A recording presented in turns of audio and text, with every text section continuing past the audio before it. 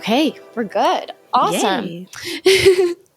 Hello and welcome back to the Rave Social Podcast. I'm your host, Jaiden, and today we have an awesome guest. We have Frances. She is a bookkeeper. She's a CFO. She's literally incredible. I just found her on social media one day. I don't even know how, but I can't imagine my life without her. I've learned so much just from her content that's literally free. So we're really excited to have her on the podcast today.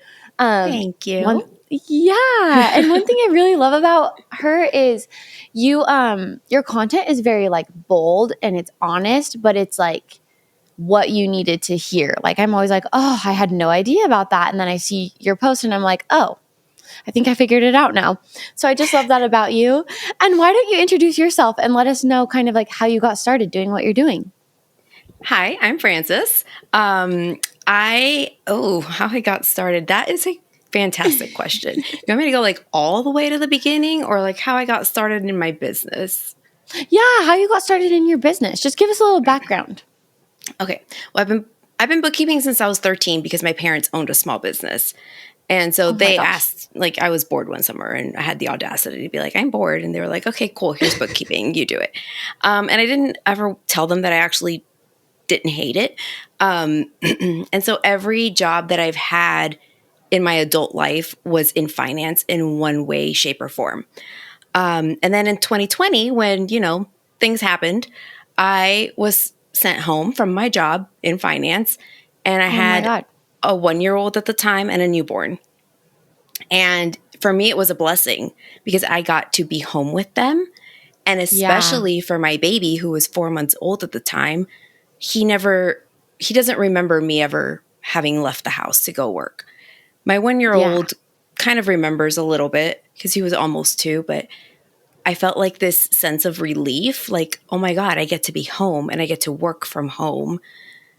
And then, the year went on and things got crazy being in a corporate 9-to-5 job. And they kept talking about going back to work. And I was like, oh, I don't want to. I don't want to go back to the office. I don't like you guys that much. Exactly. Yeah. And I had been there for a long time, almost a decade at that point with that particular job. But I was like, my kids come first. And if there's a way that I can make it so that I'm home with them, I'm going to do that. And so that's when the business was born. I was like, I have the skills. I've been doing this for a very long time. And I know that I can help business owners do the same. Like whether it's somebody who wants to be home with their kids and is starting their business, or somebody who has just this passion within them to be an entrepreneur and do what they want to do. Like my service is needed. And so that's how recorded bookkeeping was born, although it wasn't called recorded bookkeeping back then. But that's a story for another day. Oh my gosh, that is cool. And that's a really good story. I feel like a lot of people can like connect with that and resonate with that story. Like a very similar thing happened to me. Got sent home from work. It was awesome. I loved working from home. And then, they started to be like, we need to come into the office. And I was like, I don't want to. And I had to commute, not super far, but I was like, it's just a waste of my time. Like I spend an hour of my day in the car. Like I don't have kids or anything, but it was just the fact that like I had given myself such a balanced life of like slow mornings, but still starting on time, not rushing to the office, not like having that freaking adrenaline when you're driving to the office in the morning in the traffic or whatever. And so same thing. I was like, I don't want to. And I kind of like phased myself out of that. I actually got a job with a agency that was fully remote. And then I eventually quit that and do what I'm doing now, but very similar. And I bet it's very nice that you get to be home with your kids. Yes. A lot of the times they see me sit down to work and that's the exact moment they need something. When they didn't need anything for an hour before that. But it is definitely a blessing to be able to be home with them and be the primary caregiver to them and not like ship them off to some stranger who I don't know and is, has 30 other kids to care for also. So it's been really nice. That is awesome. And then what do you do now for business owners? So when I first started my business, I was gearing toward people who were also starting their businesses, right? Because I was like, I see how they need the help. But the problem is that they didn't know they needed the help yet. And that makes it difficult to actually sit there and try to convince people. So I was like, you know what? They'll get there. I know that they need to go through that struggle on their own at first, as much as I want to spare them that struggle. I know that that's something that they need to go through, and that's like a rite of passage. And so I said, I would love to work with the people who are maybe a few steps ahead of that.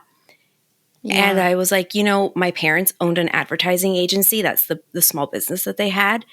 And I grew up around it. I grew up around graphic design. I grew up around people constantly in the house, their employees, and watching them grow this business.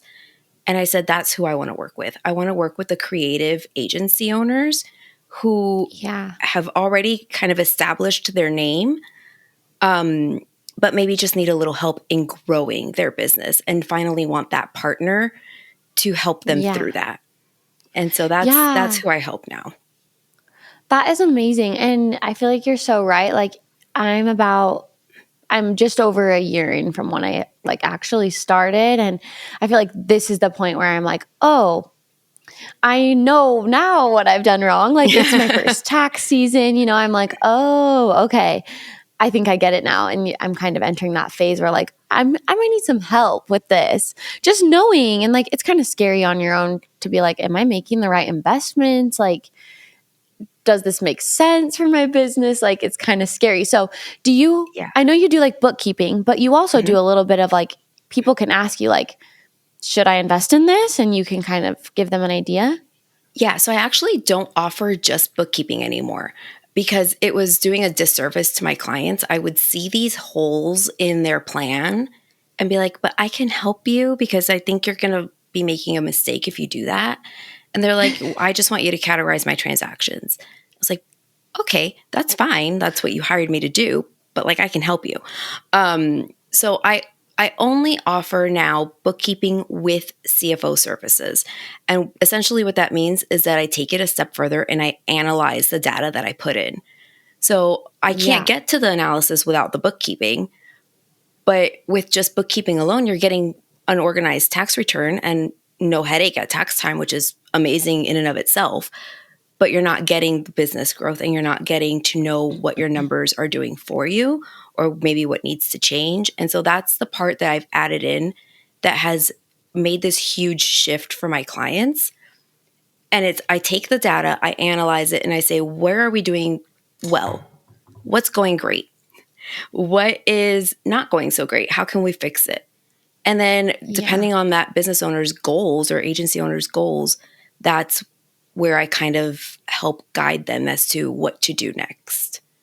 Yeah, I love that. And you're 100% right. You are amazing at graphic design. It makes sense that your family is an advertising agency because your marketing is just so good. And I love how you found the hole of I can do your bookkeeping, but that's not going to help you get where you want to go. Now I can see these patterns or these mistakes or a potential mistake or a potential place for you to invest or whatever. And I want to tell you about it. I love that. It's so genuine. And that's what business owners need, Yeah. Yeah. And you're right. And I think it's funny too. This is a little bit of a side note, but I feel like as business owners, a lot of times we want to check a box. We did our social media, check. We did our bookkeeping, check. But really how you grow and how you scale is when you dig deeper than that. What's your social media strategy? What is your financial strategy and your tax strategy? And where can you optimize? That's where you see massive business growth. 100%. 100%. Because you can go and wing it, sure. But is that going to get you the results that you actually want? Maybe in a year or two, it's going to be a lot slower of a process. Yeah. So. And you have way more potential for making big mistakes or it will take longer. You could make big mistakes. You don't have that big picture. And it's you got to optimize. For sure. Oh my gosh. Okay. I do have a question for you. What is the biggest mistake you see? And there may be a couple mistakes. That's fine too. But what mistakes do you see people make that kind of like get them off course, get them to not be headed towards their goals?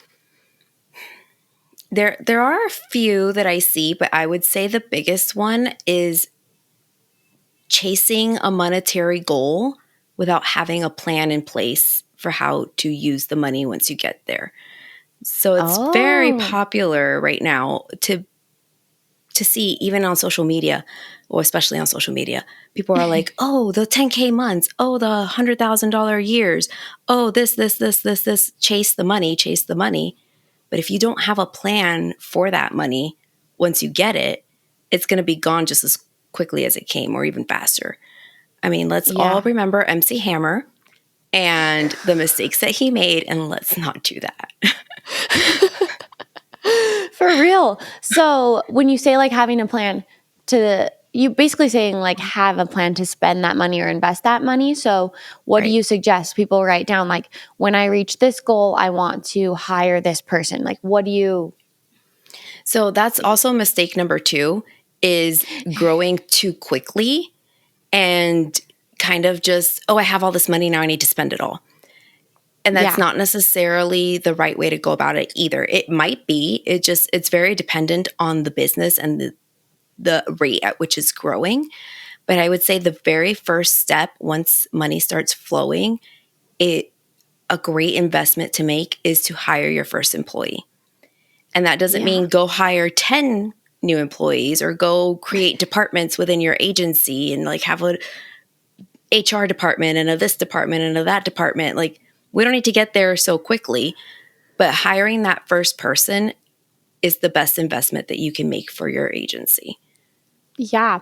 Do you feel like that's a good investment for like just growing the business, but also for like taxes and stuff like that? Or like, why do you say that? Just because people need to spend more time doing other stuff in their business? So all of the above. Number 1, you can't do everything. You're not No. You're not a robot. You're not a machine. Like, none of us are, and we all try to be. I think that that's part of being an entrepreneur. Is like, we have this, and I don't want to speak for you, but I definitely have this thing in my brain that's like, how hard can it be? I can do it. And it's like, well, no, you can't, or maybe you shouldn't. But that's where my brain goes first. Like, how hard can that be? I can figure it out. And I feel like that's like an entrepreneurial thing, because we have that want to figure it out mentality. And it's hard for us to be like, okay, well, maybe that's not the thing I'm best at. Let me give that to somebody else. Or maybe I am okay at doing this, but I don't enjoy doing this, or it's not the best use of my time. And so I think definitely making that first hire is going to make growth more sustainable, because we can't do it all. We can't do everything. And essentially, we have to make the decisions for the business, because we're the founders, we're the owners, we're the CEO. Yeah. And we can't make those decisions if we're doing all client work all the time. So that's one reason. Number 2, it is a great business expense, because that person is making you money, is helping you make more money, and you're getting a tax deduction on it, which is amazing. And what was the third thing that you said? I can't remember now. I was just wondering if it was like more of like a personal thing, like you should hire someone because like you can't do it all, or if it's like you should hire someone because it's a tax deduction, or like it's a good business investment. I think it's all of those. It's a great business investment, because hiring a person means you can take on more work, so that they're basically usually going to pay for themselves at that point, because you're bringing in more revenue. Yeah. It's a tax write-off, and it's good for your well-being as a business owner. Yeah, I completely agree. When I hired my first person, the first person I hired was an assistant, and so they weren't like a full-time person, but huge step in my business, because I was just like, I can't do this all. Like, I am like this, I can't scale from here, because there's no way. Like, I can't handle more client work. And then after that, I eventually hired someone full-time, and it was the same thing. It was like a breath of fresh air. I was like, okay, now you have your own clients, and like I can still oversee them and be a part of the process, but like I don't have to do those like put in those hours of actual like content creation. And it was huge. It helped me like literally start this podcast. Like I couldn't do this if I didn't have that because I was just booked all the way up. There was no way. Yeah. We only have a certain amount of hours in the day. And of those hours, there's only a few that we're productive enough to get things done, and True. we want to do other things too. Like you with the podcast. I'm sure this was like a passion project that you wanted to do, which is amazing that now you get to do it. Yeah. There's just so many benefits, but I don't ever want anybody to feel like it's a checkbox that they have to check, like we were saying, of hiring somebody. It's like that's just the next step once you feel like you have got your mojo down and you've got your flow, and now you're getting to that point where you're like, well, shoot, I can't continue on this trajectory. That should be your first investment. Oh, I love that. Okay, so what do you see businesses that are doing well? And let's say doing well means like they have a good cash flow, they're able to scale, they're able to do kind of what they want to do. What are they doing differently? They're outsourcing, and that's the truth. And that's not me trying to convince anybody to outsource, because I think that that's a very big step, and that's something that needs to be thought of very carefully. Yeah. But that's what these people are doing. I have a client who, when I first started working with her, was in the $300,000 revenue range. Yeah. Hadn't hired any employees yet. And she came to me and she said, Frances, can you run the numbers? Is it feasible for me to hire on these 3 people that I would like to hire? I ran the numbers for her, and I said, as of right now, no, you can't afford 3 people. But if we take into consideration the revenue that those 3 people are going to bring in, absolutely you can. So she did. And then she hired 3 more after that. And then she hired 2 more after that. And this year she had almost a $900,000 year. Oh my God. Yes. And that was 2 years. In 2 years, she scaled from $300,000 in revenue to $900,000 in revenue. And it's all because she hired the right people and she had the numbers and the data to back the decision. Yeah. Oh my gosh. That is like so cool. I love to hear that. And yeah, I feel like outsourcing is just so important. I mean, we just literally talked about it, but it's like you can't grow. I mean, I don't want to say you can't, because I guess there are some businesses that are like really super passive, and like maybe you will just need someone to like, I don't know, manage your email marketing. Right. And that's it. But for the most part, I feel like that one-on-one service is the most popular in probably any industry, in any business. And it's like, you can only take on a certain number of one-on-one people if you're just by yourself. Yeah. It's a different story if you're like an e-commerce business and you're selling product. Like, sure, you can scale that pretty easily just on your own. You might have to hire people to come help you package and inventory and stuff like that. But when you are a service-based business who's doing done-for-you work, there's only so much one person can do. And so that comes with an income limit. And if you're fine with that, then if you're fine with making X dollars and you don't want to go beyond that, there's nothing wrong with that. Yeah. But if there's more that you want, then something's got to give. Yeah, for sure. Okay, I feel like on social media, we were talking about this earlier, but people are freaking obsessed with income. They're like 10K months, whatever, 100K. Well, in my experience, your business can make 100K honestly pretty easily. Like most businesses can get to that $100,000 mark pretty easily. I mean, it's only like, what is it, $9,000 or something a month? $8,333.33 a month. There you go. There you go. Like a lot of businesses can get there, but that doesn't mean you're making $100,000. So if somebody wants to make they themselves want to bring in $100,000 paid on whatever, a W-2, what do you recommend for that? Like where does your revenue need to be? Okay, it's not going to be on a W-2, because unless you're an S Corp, you're not going to be on payroll. But if you want to withdraw $100,000 from your business to your personal bank account, roughly your business needs to make about $250,000 for you, the owner, to take home $100,000. because Yeah. I always want my business owners to be taking about 40% of revenue. So you have to take into consideration that the money your business makes is not your money. That we have to separate ourselves from our business in the sense of like, we can't just take all that for ourselves. And it's hard because then when you're filing taxes, it kind of all is together, but let's not think of that yet. So you have to think of that $250,000 that you make. Right off the top, 15% is what I like to put away for taxes off gross. Yeah. If you're going to do it off of net, then it's about 30%. But off your gross income, 15%, do not pass go to not collect $200. Just stick it in a savings account. Don't ever look at it again. It's not yours. Doesn't Goodbye. exist. It doesn't exist. That is belongs Uncle to Sam's. Sam. Yes, that is not yours. Okay, so that right off the top, there you go. 15% gone. Then you have to take into consideration you have business expenses to pay. And I know that profit first seems to be very popular in the online community.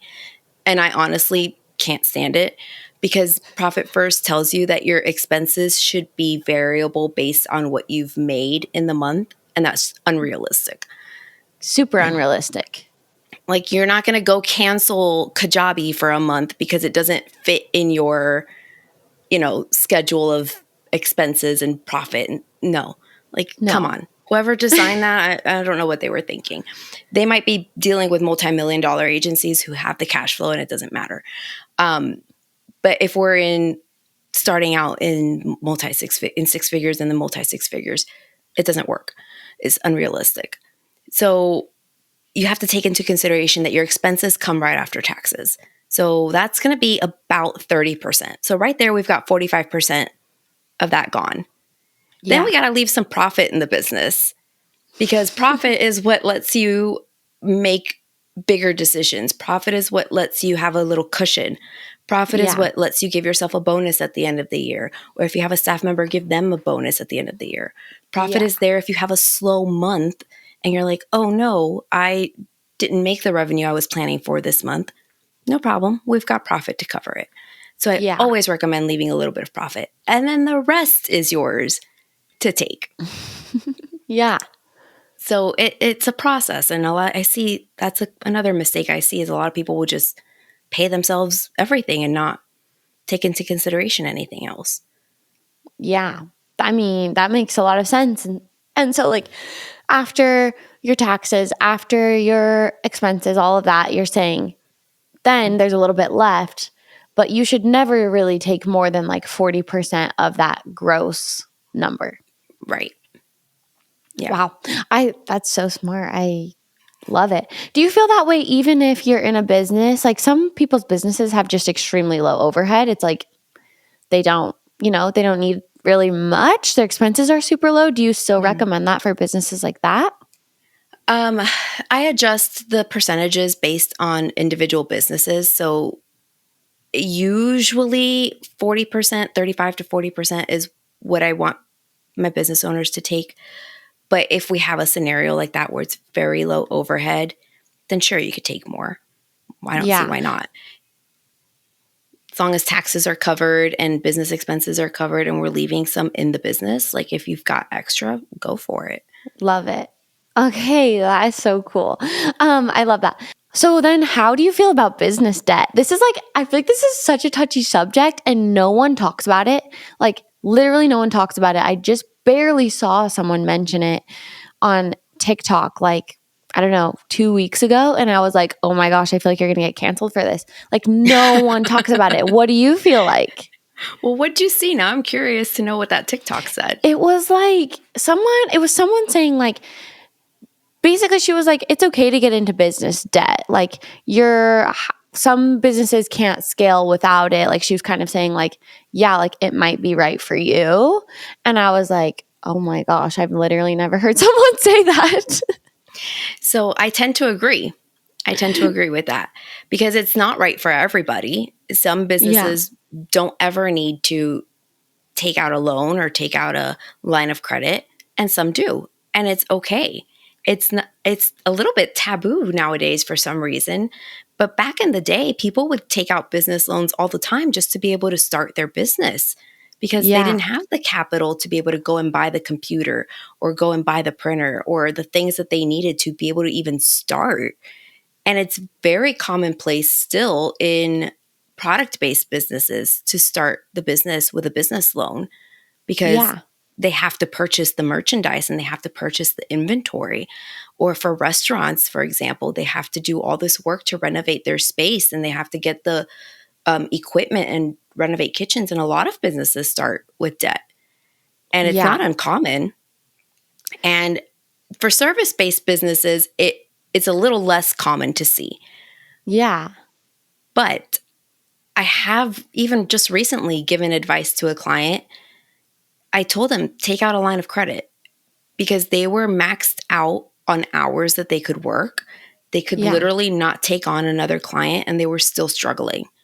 Yeah. And that she wanted so badly to be able to hire help to free up her time so she could get more clients in to bring on more revenue and be in a better position.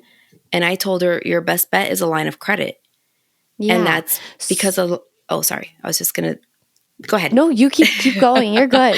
I was just going to say that a line of credit is different than a credit card in the sense that it's equal to cash when you take it out. So you can use it to Yeah. pay somebody. And then when you get another client in or a little more cash flow in, you pay that back. And it's kind of like a back and forth in that sense. Yeah. Okay. So you're saying maybe it's the right decision if it's going to get you to the next thing or if it's going to bridge those gaps so that you're able to. I am like so scared of debt. So I don't know why. I honestly don't know why. But I'm like, owing someone terrifies me. So I'm like, oh, I just don't know how I could do that. But I also see where it could be a benefit. Like, I'm like, for that exact same reason, it's like at some point you get to a point, and if you don't have the business savings or whatever, maybe you can't hire someone. And so then you're just kind of stuck in a holding pattern of like, I'm not going to be able to grow from here. Yeah. I don't have the capacity. Yeah, absolutely. And for some people, it takes a little longer to scale to those 10K months. And it takes a little longer to bring on those higher ticket clients. And then, like you said, they're stuck in this holding pattern. And it literally feels like there's no way out. And so for those people, I say it makes sense for you to take on a little bit of debt in order to get out of that holding pattern. And that debt is not there forever. And that debt is not going to do anything bad. It's there to help accelerate you. And I also don't hate credit cards. I use a credit card all the time because I literally never use a debit card ever. Yeah, me either. For anything.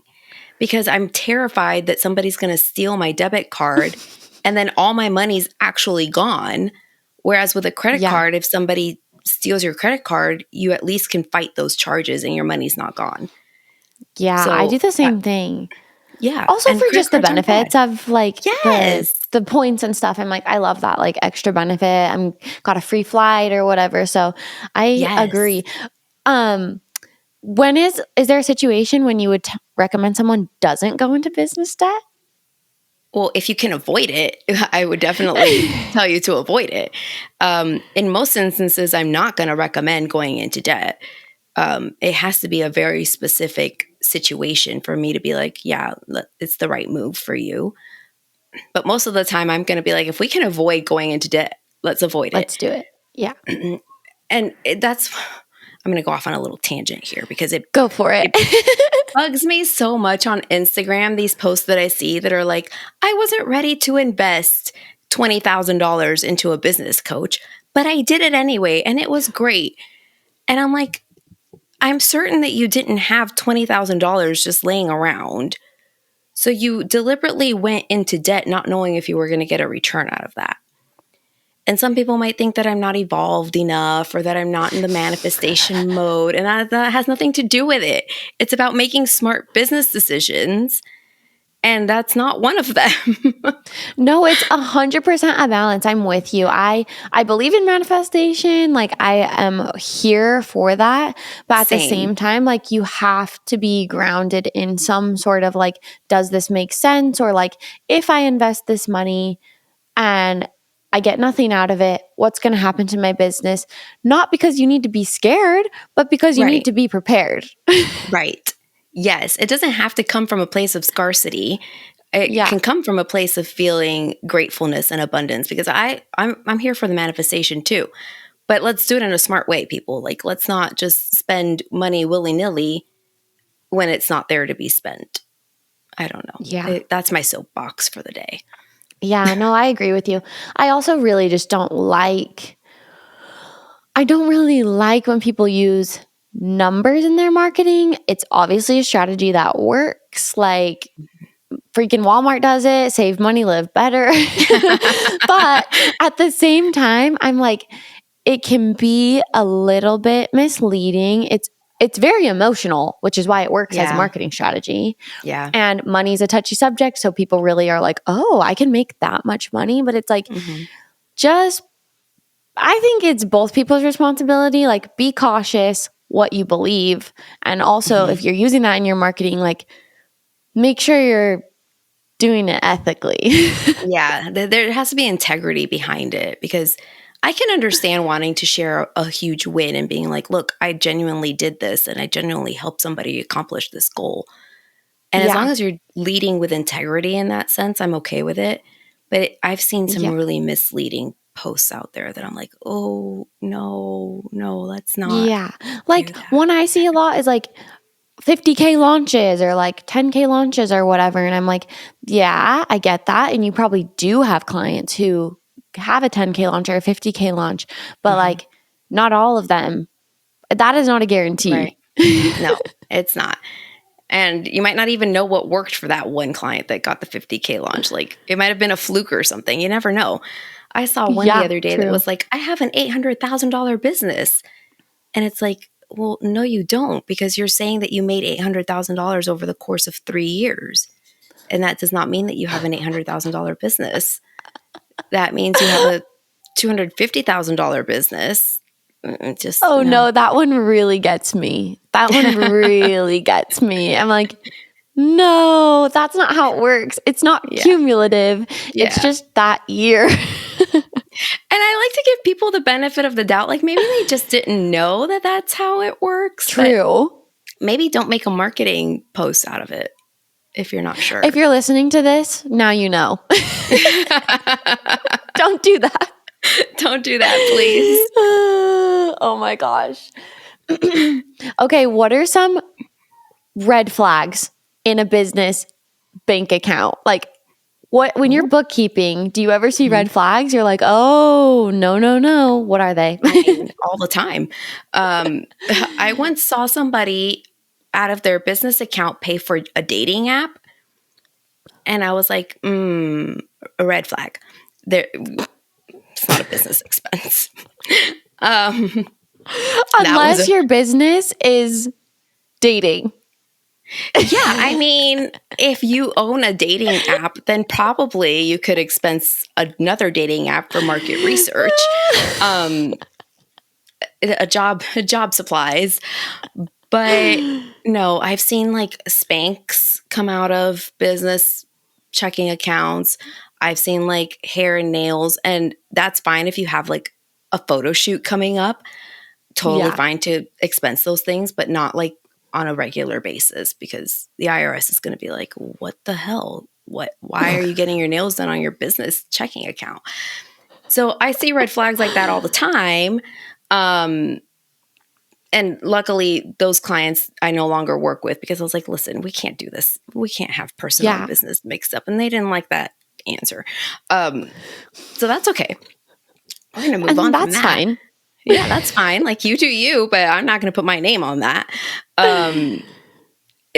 In regular people who are actually making an effort and really trying, I don't see as many red flags, but something that does catch my eye is a lot of transfers into the account. So transfers out of the account, no big deal. You obviously have to transfer to your personal account to pay yourself. I like to see a transfer to savings. We're going to see transfers to pay credit cards. Totally fine. Yeah. But when I see transfers in from the owner, that raises a flag for me, because that tells me we didn't have enough cash flow in that month to pay for everything. And so that tells me I need to dig a little deeper and find out what happened. Like maybe somebody didn't pay their invoice and the owner had to pay, transfer from savings over to cover all the expenses. Or maybe expenses are too high and we need to look at something and try to cut something out. Or maybe that's an instance where I need to recommend getting a line of credit or something for a temporary amount of time. And so those are the red flags that I look for, is like, were there transfers into the account during the month? And if so, why? That's super interesting. Okay, this just made me think that there's a lot of shame, I feel like, around business finances. Like, I don't know, maybe I'm projecting that. I don't know. But like, I feel like, are people nervous to hand over their finances to you because you're going to know how they operate? So that is a thing. I think that people, and I never judge anybody. I want to put that out there first and foremost. I would never judge anybody for what they've spent money on or how their finances are doing. But it is a personal thing. It's like this deeply personal thing that people, we've been conditioned, like, as a whole, as people, as humans, to kind of not talk about money and to keep it close and to just not discuss those things. And I think that mindset kind of creeps in sometimes when you're new at owning a business, or even if you have a couple years under your belt and you're not quite sure that you've been doing things right. Like, it's like this, it can be a little bit of a sense of embarrassment. Like, oh shoot, I don't know what this person's going to think. But I think that that's one of the things that's important about when you go to hire a bookkeeper, is it being somebody who you trust and who you have faith in, and somebody who you know is not going to judge you in any way. And I mean, I definitely don't judge people, even when I've seen the Spanx and even when I've seen the dating apps. I don't judge them for that. I politely tell them that, hey, we need to separate business and personal. But I'm not ever going to say, oh, you're a terrible business owner for doing that. Or, oh, I don't care. I don't care why.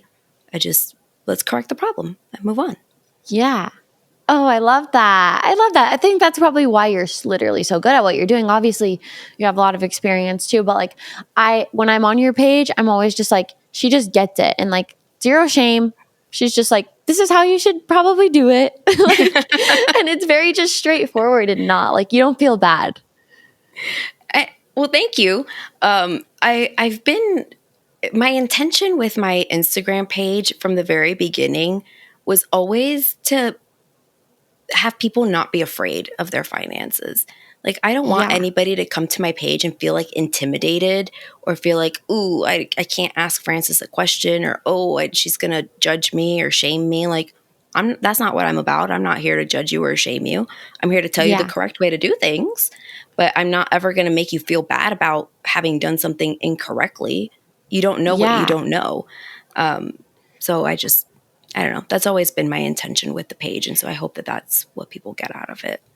It is. You're doing a great job with it. And I actually, when I found you, you had posted something about like, getting your finances like in order or whatever, like having good bookkeeping. And at the time I was just using a Google spreadsheet. I honestly don't know why, but I was just like, whatever, like not a big deal. I just export my things and put it in here. But then I was like, why am I not using QuickBooks? Like I genuinely don't understand why I would be doing this to myself. So after I started following you, I was like, I'm getting QuickBooks, and I got it. And I was like, oh my gosh, like all of a sudden everything in my business made way more sense. Like it was just so much more clear to me. So yeah, you and then my tax friend, Tax Savvy. I feel like you guys are a Savannah, great she's duo. awesome. Yeah. I love And I her. mean, she teaches me my tax stuff. And then from you, I'm like, okay, bookkeeping, CFO, investments, we got this. There's so much that goes into it, but it doesn't have to get overly complicated. You know, especially for the business owner, if you have partners in your business who are there to have your back, like it doesn't Yeah. have to be this all consuming thing. And I love that you said that you were using a spreadsheet. And there are so many people out there that are like, buy my spreadsheet template, pay me money for my spreadsheet template. And I'm like, please don't do that. You're going to just waste that money. First of all, you can, if you want to do it in a spreadsheet, by all means, do it in a spreadsheet. But you have access to free ones. You don't need to purchase a template. Like you No. can. And second of all, if it's something that somebody doesn't enjoy doing in the first place, the chances of that person taking time out of their day to manually enter data is slim. And so the fact that That you're was even doing me. it is like astonishing. Like that's amazing. I just hated it. I hated it. And as soon as I got QuickBooks, I was like, okay, this is so much easier. Like, all I have to do is like be like, yep, that's where that went. Yep, that's where Yep. that went. Like, just so much easier. And I was like, why didn't I do this sooner? But that makes me want to ask you a question. Yeah. Do most of your clients use QuickBooks, or are there any other, obviously a spreadsheet, but like, are there any other things that you recommend? Like, is there an app? Is there trackers? Like, what do you recommend? I always recommend QuickBooks Online. There are others, and I know a lot of bookkeepers that use Xero and some that use FreshBooks, and I know business owners that use Wave. But I think that for a bookkeeper-client relationship, QuickBooks Online is the best source because it's the easiest for the business owner to navigate and understand. Xero is great if you're a bookkeeper and your client has zero interaction with the platform because the platform is made for a bookkeeper's brain and it's more on that side of it. Yeah. But a business owner trying to navigate that would be completely lost and it's just not right. And I don't ever want my clients to not have access to their things. I'm not like Yeah. the gatekeeper of reports and stuff. If they want to access one, go for it. Yeah. But I always recommend QuickBooks Online because it's the easiest to navigate for the business owner. Yeah, I love that. Is there anything else? Like, do you have any advice or recommendations for business owners? Just general advice for bookkeeping, finance, the wellness of the money part of their business? Keep up with it. That's my biggest advice, and don't overcomplicate it. I always give this analogy because it's the easiest, but like, I freaking hate going to the dentist. It's literally the worst thing on the planet for me. I loathe it. But do I still brush my teeth? Yes. Do I still floss my teeth? Yes. Because if I didn't do those things, going to the dentist would be 1,000 times worse than it already is. Yeah. And so when you keep up with things and you do them regularly, especially with your finances, because finances are so easy to just like ignore it and pretend that it doesn't exist and it'll all be fine. But then when it comes time to actually sit down and do it, it's so much and it gets so overwhelming that it's like it causes this sense of panic in people. And I don't ever want anybody to feel that way. So my best advice is to keep on top of it, like on a monthly basis at the very least. Okay, that's what I was going to ask. Like, is monthly good or quarterly or weekly? Like, how involved do we need to be? If you have a lot of transactions happening and you have invoices going out that you need monitored, then I would say weekly or biweekly. But if you have I don't want to say passive, but a business where people are paying their invoices on auto pay and things are coming out and it's the same kind of expenses every month, then once a month should be sufficient. What do you feel like is the best way for business owners to make sure they get paid? Like, I'm sure invoicing is a big thing. Mm-hmm. What do you recommend? I personally, for my own business, I use HoneyBook and I have all my retainer clients have auto pay on. So me too. Yeah, they get billed the same every month. and the credit card just goes through on the same day every month. And I rarely have an issue. It's like if somebody's credit card expired or something, that's the only time I ever have to be like, hey, there's an issue. But Yeah. I understand that a lot of people have retainer clients whose services might need to be tweaked on a monthly basis. Yeah. Like they had an add-on this month or they didn't have that the next month. And in those cases, I would say having them recurring. I actually just did a post about that this week. Having your, I would recommend doing that in QuickBooks and not in something like HoneyBook, but having invoices on a recurring basis so that they automatically are created by QuickBooks every month with the base things in them. So like if you always do social media management for a client every month, but let's say 1 month they added on engagement for the month or something like that. Yeah. You have the invoice created with the social media package that you always do for them. And then all you have to do is go in and add engagement and send it off. And QuickBooks is so easy for the person to enter their credit card information and just pay you. And I know there's so many people out there that want to avoid credit card fees. And that's like a whole nother topic that I could go into depth into. But it's not something to be afraid of. They suck. Yes. Agreed. Credit card fees. But to me, they're just like, you have to. I'm just like, it's just a business expense. It's just a thing that you have to endure if you want to get paid. Yeah. And that's the end of it. And it's a tax deduction. It's a write-off. And it's going to be okay. Like it's going to Why be okay. do you say if it's not an auto pay one, why do you recommend QuickBooks over HoneyBook? Is Honestly, HoneyBook just harder to pay?